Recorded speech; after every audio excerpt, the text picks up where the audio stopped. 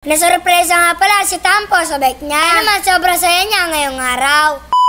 Ngayong araw nga pala ay balik eskwela na. Kaya naman medyo naninibago si Tampo. Mag-choice nga pala siya kundi pumasok. Kaya naman ninatignan ni Papa Tampi sa eskwela niya. Nakita ko nga pala sa pagmumukha ni Tampo na wala siyang magawa. Dahil nga pala ay nandito na siya sa kanyang eskwelahan. Pag-awi nga pala ni Papa Tampi, nagsimula na siya sa kanyang trabaho. Bali nga pala ay tapos na nga pala lagyan yung bike ni Tampo ng top coat. Ito nga pala ay nakalimutan niya kagahapon. Kaya naman ninuna niya nga pala ito nilagay kay Reddy. Tinignan nga pala ni Papa Tampi kung may kulang dito para hindi na lang siya ulit babalik. Pagkatapos nga pala simulan lang gawin yung bike ni Tampo. Dito nga pala kinabit na lahat ng binaklas. Kaya naman si Papa Tampi tamang nod lang para kahit papano ay meron naman siyang matutunan. Oras na nga pala ng pagsundo. Kaya naman iniwan muna ni Papa Tampi sa paggawaan. Nagpunta na nga pala si Papa Tampi sa eskwela ni Tampo. Kung nakikita nyo nga pala excited na umuwi si Tampo. Tapos nga pala ay maraming kikwento mamaya kay Papa Tampi. Dito nga pala inaanap na ni Tampo si Reddy.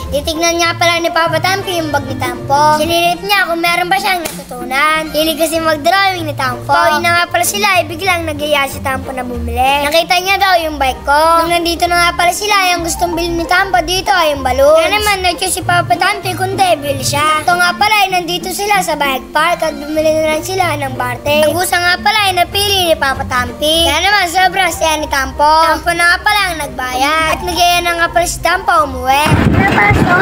Meron pa, bukas. Ha? Gusto mo nang umuwi? Ito yung mga katapi, papunta na nga kami doon sa paggawaan. At titignan natin yung reaction ni Tampo. Guys, ito gusto na umuwi si Tampo. Ayun. Okay, so. Uy, ayan ang bike mo. Tara, kunin mo na. Uy, kunin mo na bike mo. Kunin mo na bike mo, tara. Tawag ka. Dali. Kunin yung bike mo. Panis! Kunin mo. Bike na, dali. Oh. Sakay na. Dali na. Sakay na. Iya. Iya ka. Oh. Diba? Dali na. Pagis. Baka Tampo yan. Ayan guys, oh. Talagang gulat to. Hawakan mo na. Hinawakan nga. Ano sabi mo? Ha? Wala kang masabi? Ba't wala kang masabi? Sabi ka, dali. Thank you. Pwede mo, lagay mo na doon sa ano.